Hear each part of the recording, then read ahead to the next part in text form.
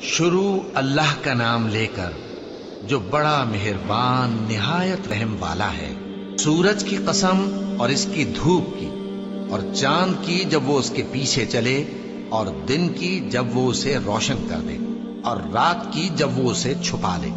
اور آسمان کی اور اس ذات کی جس نے اسے بنایا، اور زمین کی اور اس ذات کی جس نے اسے پھیلایا، اور نفس انسانی کی اور اس کی جس نے اسے درست کر کے بنایا۔ پھر اس کو بدکاری سے بچنے اور پرہیزگار بننے کی سمجھ دی کہ جس نے اپنے نفس کو پاک رکھا وہ مراد کو پہنچا، اور جس نے اسے خاک میں ملایا وہ نامراد رہا۔ قوم سمود نے اپنی سرکشی کے سبب پیغمبر کو جھٹلایا۔ جب ان میں سے ایک نہایت بدبخت اٹھا